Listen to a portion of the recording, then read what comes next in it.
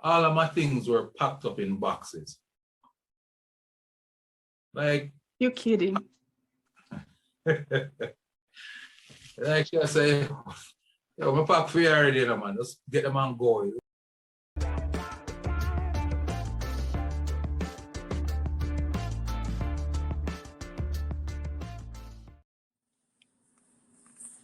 Welcome back, my peeps, to Left Turn Chronicles.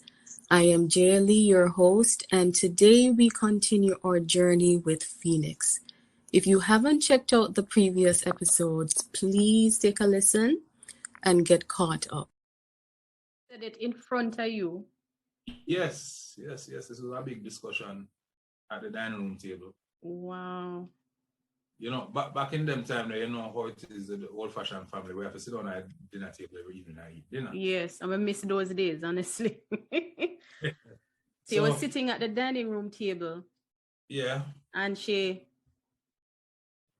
kind of, I don't remember her exact words, but the discussion was kind of about things kind of slowed down a little bit in the business.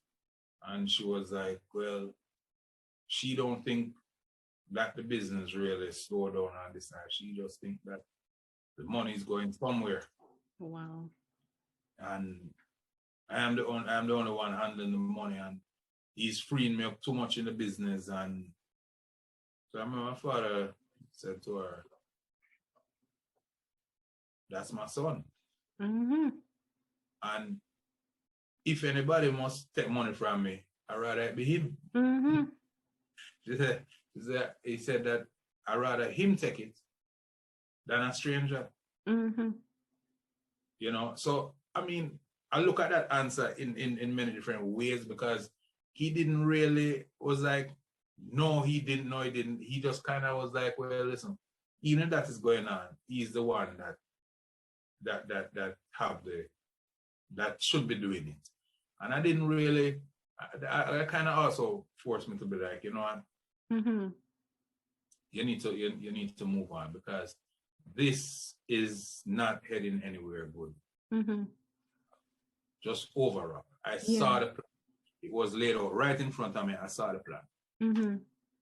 So I knew how to go. So that is when I really started to organize myself. You know, I scrapped all plans of continuing anything in Jamaica. I had started. Let me tell you, we used to have a flower shop that we did floral arrangements and those kind of things. And I started a pet store. And I gave up all of that. I sold out all my equipment and everything, and gave up and let him know that, hey, I think I really going to go to school. You know, so I started checking on schools, different schools, how much it would cost and all that. You know, talk to my auntie in Florida, let her know that I'm coming up. You know, she said, yeah, no problem. Can come and stay. And it was just around the same time to when the first war, desert storm, and my cousin was going off into the Navy. So there was even an available room there, because he was going off. And yeah, man, come on up, no problem. This is your room, whatever. So I told my father, you know, said, listen, in a few months or whatever, I think I'm going to go up to school. So yep. So that is kind of where, I mean, it is, and you know, it's just, sometimes it's not even about the big arguments with her. You know? It's just the whole attitude, the whole, just don't, as I said a while ago, when you feel like you don't exist, you know, and you just, it's just that whole attitude towards you, and that whole, it's like you feel like you're not wanted. And you start to feel like, you know, I'll come home, you're not comfortable, you know. Yeah, man. Rather stay out the road a little longer. Yeah. It's not. So, you know, that is when I decide and say, okay, you know what happened? Time to make the move. Yeah. And it's a rock and a hard place, you know, it really is, because it's not like you're 15, you know, you're 20 something, but at the same time, my opinion is no matter who you are, you want the love of your parents. We don't care if you are 50, 51.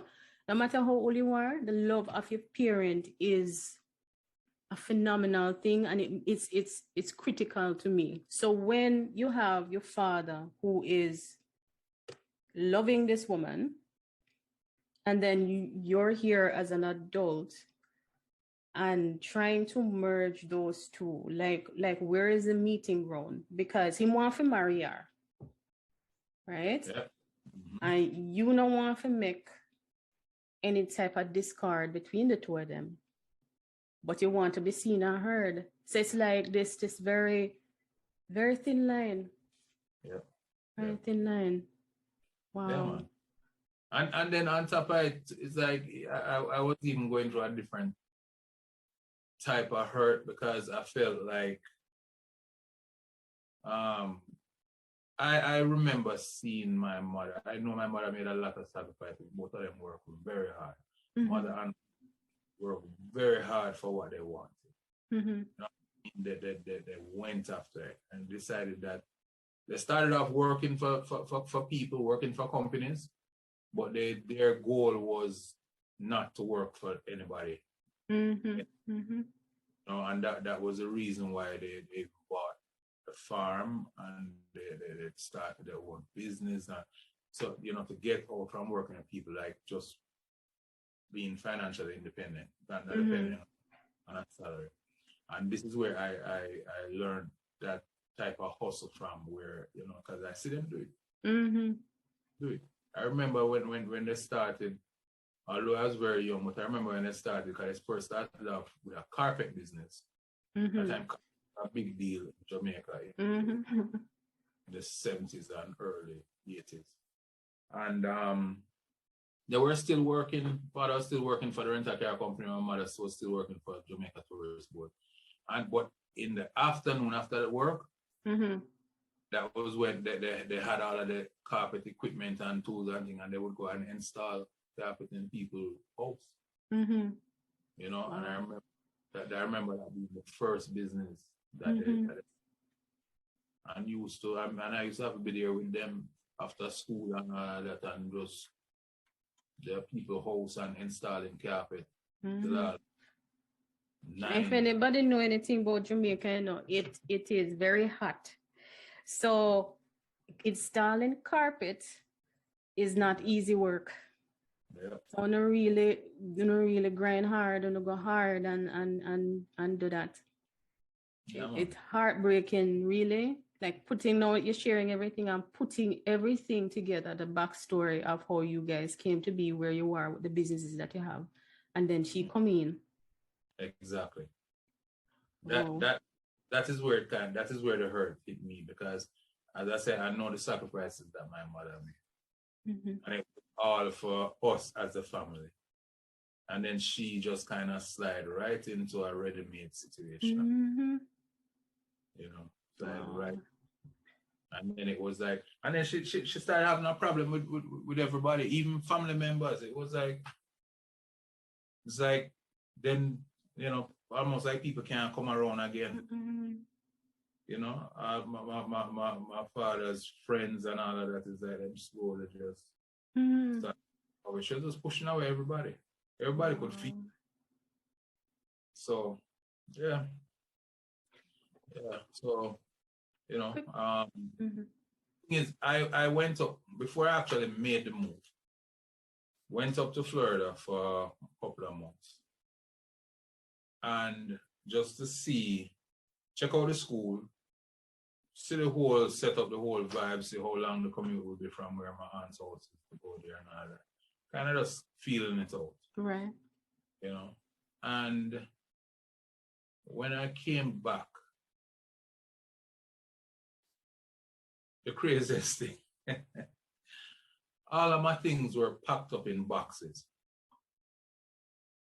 Like, you're kidding. Like I say, yo, my pack for you already, you know, man. Just get them and go. That's the message I was getting. Wow. My things were packed up. Unbelievable. I had pictures on the wall. Pictures of my mom, my graduation pictures from school. And then pack up. Everything pack up neat. Pack up. Came back to like my bed, my room, clean out the sheets off of my bed, everything. It's like you don't live here anymore. That's wow. Are you okay? This can happen to me. I'm upset for you because your father not say nothing. Listen, my father was just not even there.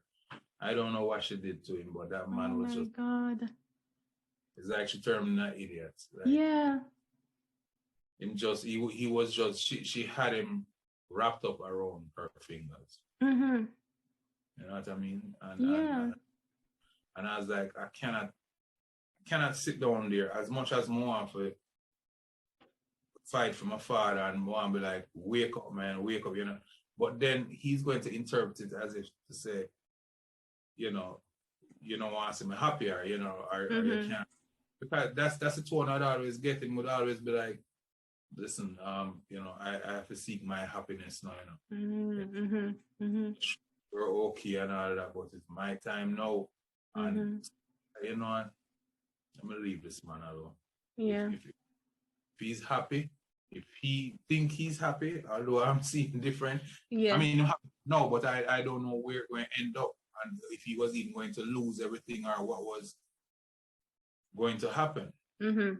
Which eventually that's basically kind of what happened. But yeah, so I say, you know what, I'm gonna leave him alone. Him have his happiness, and I need to move on with my life and seek my future, because I know, you know, a lot of my friends look at me and tell me, oh, how could you ever do that? Like, yeah, it's just stay and fight for this and fight for that. But I just can't be bothered. Yeah, yep. I just can't be bothered because it could be a hell of a fight. And she sees something that she wants, she not letting go. The first move of marriage, so you know she started the journey. Yeah. I tell you, I'm a woman, but some of my kinfolk, they make me really ashamed. Really make me ashamed because she started.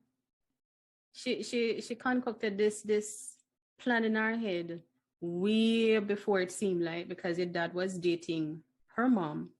Yes. And then it eventually come to her, and you know she bided her time, waited her time, and she got in, and then when she get in, that was it. She just kept on slipping and sliding, and it's really horrible because that's another loss for you. That created another loss for you.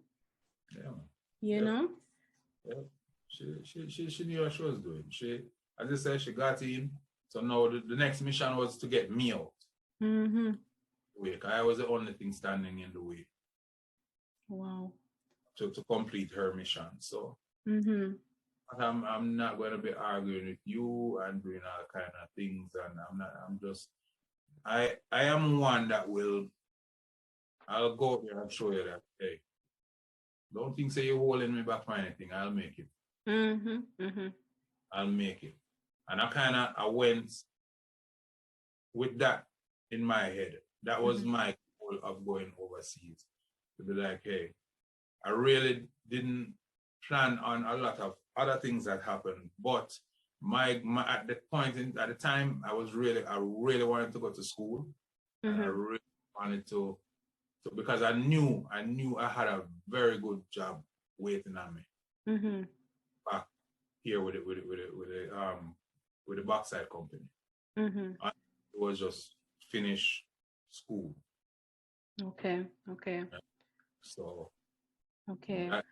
That was what happened. And I eventually, after coming back and seeing everything packed up and things, I told him, I was like, I'm gonna be definitely going back up. So did that. What was that goodbye like for you? It was rough. It was rough. And I could see within his face that he didn't want me to leave.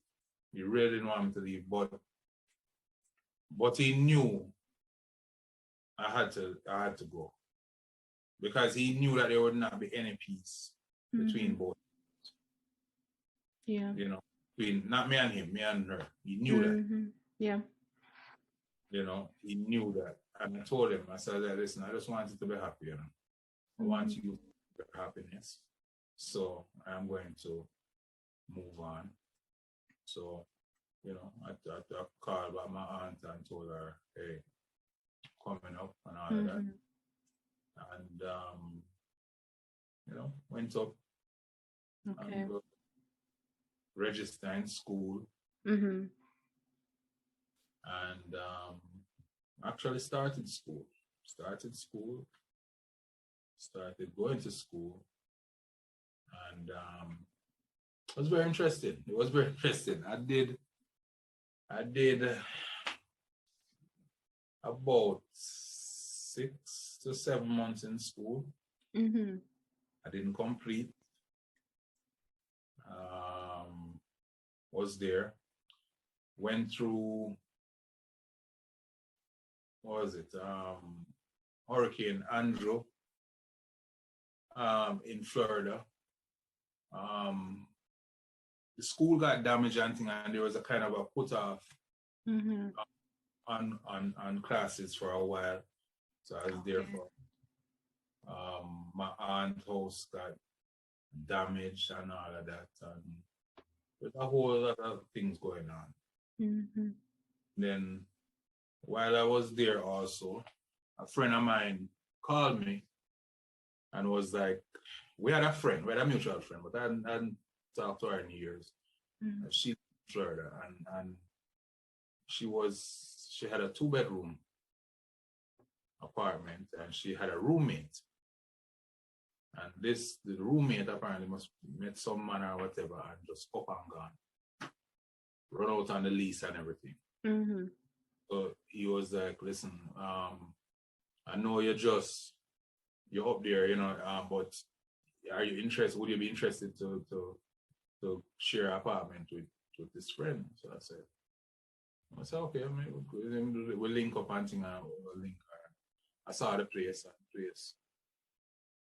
the place was nice, big bedrooms, nice, beautiful. And I decided that, which my aunt wasn't even pleased, but I said, that I'm going to be living over there. Why and this and that, but anyway. And then I have a cousin where he's 1 year younger than me. He said to me, listen, man, you're not leaving me, He said, you're crazy, you come with me, and say, I got vexed. She'll feel like me pull you out of her house. Yeah. But anyway. And that's her son. That's her son. Okay. She had 2 sons. One off in the Navy. And the one that was there decided to say him not stay at the house. Him want to come with me. So I don't know.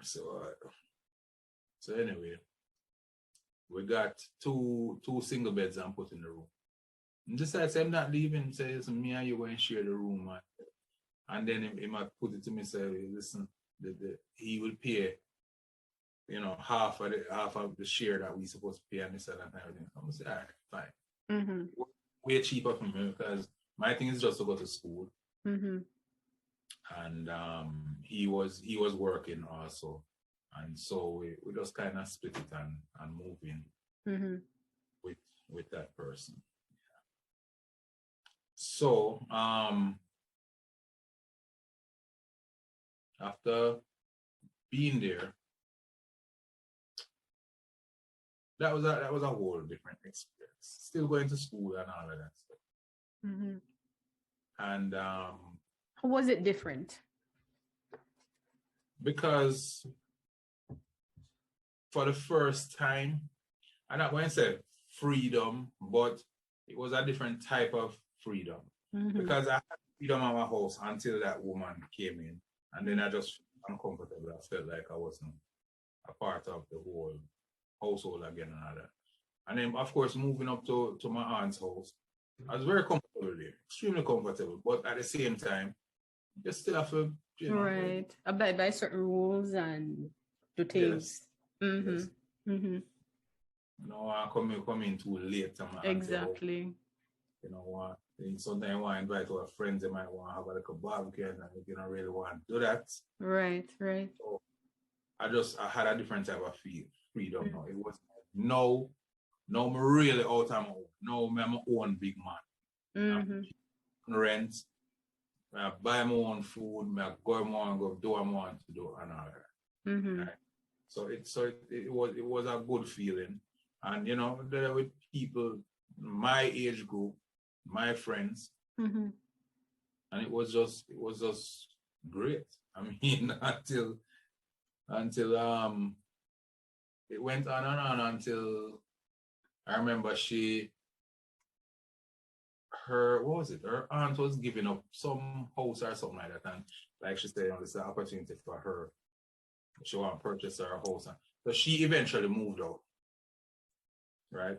So we even helped her with a lot of repairs on that house, and so she was making a step up, and she got a house and thing. And I just remember I continue living there. So I moved over to her, the room that she lived. Yeah, we're there, and then friends started to come. That was when it was really fun now. Jamaica, So how did you guys make your money at that time? Because I know you were there was a schooling and that paused for a while. So how were you guys maintaining